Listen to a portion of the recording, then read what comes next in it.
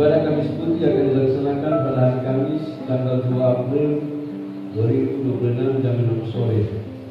Ibadah Jumat Agung akan dilaksanakan pada hari Jumat tanggal 3 April 2026 jam 9 pagi.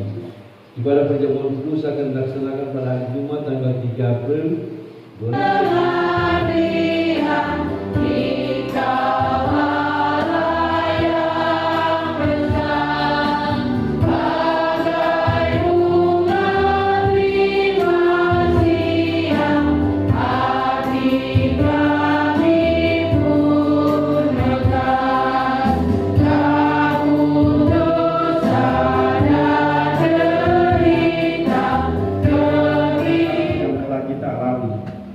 Duka-duka silih berganti menghiasi semarak kehidupan Tuhan anugerahkan bagi kita.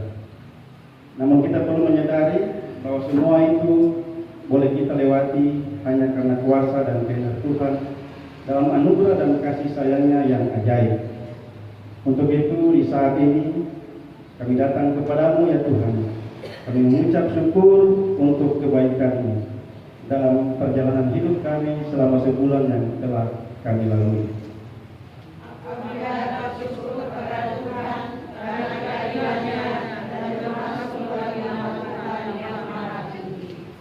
Aku mau bersyukur kepada Tuhan dengan segenap hatiku.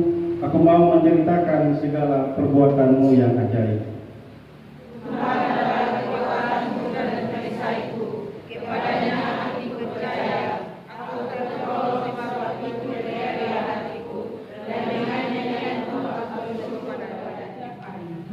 Marilah kita tundukkan kepala, merenung dan bertanya, apakah selama sebulan ini kita sudah melakukan kehendak Tuhan?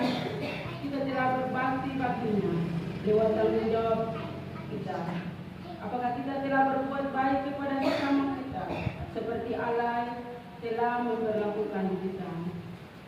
Terima kasih ya Tuhan, melalui anak Yesus Kristus, bahwa kami telah berbuat dosa. Kami sering lalai dalam pekerjaan dan pelayanan kami. Terkadang kami menyakiti dan mengecewakan hati sesama kami. Kami mementingkan diri sendiri dan merasa di hadapan-Mu dan sesama kami. Sesungguhnya kami malu di hadapan-Mu, Tuhan, karena dosa dan pelanggaran kami. Ampunilah segala dosa dan kesalahan kami ya Tuhan, di dalam anak-Mu Yesus Kristus. Ambillah kami kembali menjadi milik-Mu dan rahmati kami dengan Roh Kudus-Mu. Amin. Merenungkan firman Tuhan dalam Alkitab. Berkatilah hati dan pikiran kami. Kuasa kasih-Mu kiranya melayakkan kami untuk dapat memahami apa maksud dan kehendak-Mu yang ingin Engkau lakukan dalam kehidupan kami. Buatlah kami dipenuhi oleh kuasa Roh-Mu yang kudus, agar segala kehendak-Mu itu dapat terjadi dalam kehidupan kami. Berfirman-Lah ya Tuhan, karena kami sudah sedia untuk mendengarkannya. Amin. Firman Tuhan yang terambil dalam kitab Kudus Perjanjian Baru, Injil Matius 27 ayat 10 berarti. Kita yang dialami Tuhan Yesus dalam menghadapi siksaan, dicela, diolok-olok di minggu-minggu Prapaskah. Sudah tentu setiap tahun diberitakan dalam tiap-tiap mimbar, dalam setiap pelayanan, baik di gereja dan dalam pelayanan lainnya. Dan kita tentu sudah tahu ada beberapa orang yang terkenal yang selalu ada bersama, bahkan memahami Tuhan Yesus, baik dari masa penyiksaan sampai pada masa penyaliban.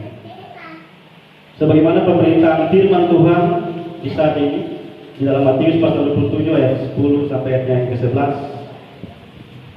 Kalau kita lihat itu dengan perikop kematian Yudas. Pasti kita sudah tidak asing dengan kata Yudas ini atau nama Yudas ini.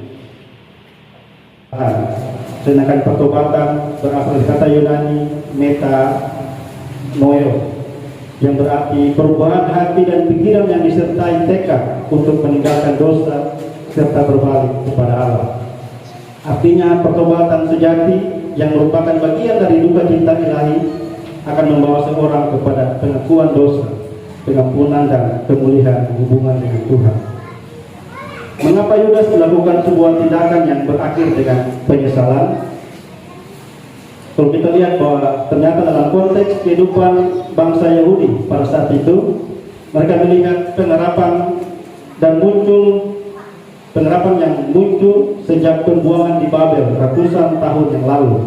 Kalau kita lihat bahwa bangsa Yahudi pada ratusan tahun yang lalu itu diasingkan karena ketidaksetiaan mereka kepada Allah, dan bahwa mereka sangat mengharapkan kedatangan Mesias sampai bebas yang akan menjadi pemimpin dan mengemban kejayaan mereka seperti pada masa Raja Daud.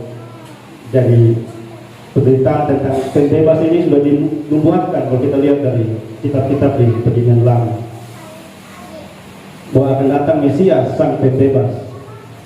Dan Yesus ini dipercaya oleh Yudas Iskariot adalah Mesias. Maka dia melihat bahwa Yesus sangat populer dengan karisma yang sangat besar, memiliki perkataan yang penuh dengan kuasa sehingga mampu menghimpun orang dalam jumlah yang sangat besar, serta membuat banyak mujizat. Hal inilah yang mendasari Yudas mengikuti Yesus dan menjadi satu dari ke-12 murid Yesus. Kalau kita lihat bahwa Yudas adalah perhitungan. Ia tidak percaya bahwa kasih Yesus yang begitu besar mengampuni dosa dan kesalahannya, dan ia menyesal. Kita lihat bahwa Yudas meremehkan kasih setia Tuhan Yesus Sang Maha Mengampuni. Kalau akhirnya kita lihat Bapak Ibu bahwa Yudas dia menyesal dan mengembalikan 30 keping perak itu kepada imam-imam, lalu melemparkannya ke dalam bait suci. Namun penyesalannya tidak disertai pertobatan total. Dia mati dengan menggantungkan dirinya. Sungguh tindakan yang tidak pantas. Dia sudah menjual Yesus, menyesal dan pergi. Kalau kita lihat ini banding terbalik ya, Yudas ini banding terbalik dengan salah satu murid Yesus, yaitu Simon Petrus. Karena dia menyesal sudah menyangkal Yesus, padahal dari awal dia sangat bersemangat dan tidak akan pernah meninggalkan Yesus. Namun kita lihat bahwa ternyata Petrus ini berubah dari murid yang tadinya takut dan menyangkal Yesus menjadi rasul yang sangat berani dan setia, pemimpin jemaat Tuhan.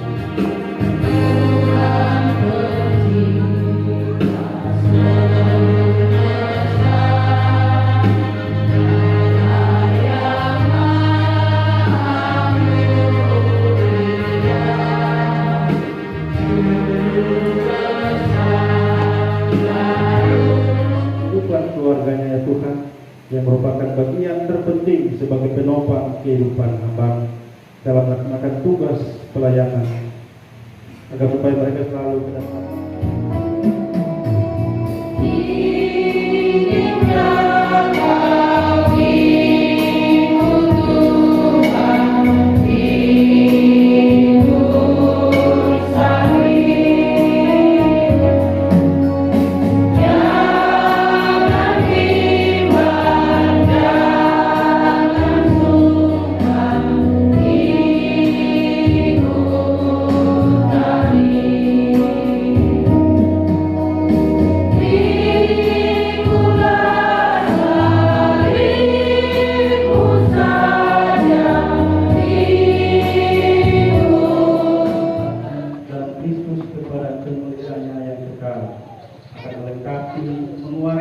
Dan mengukuhkan kami, Dia yang mempunyai kuasa sampai selama-lamanya.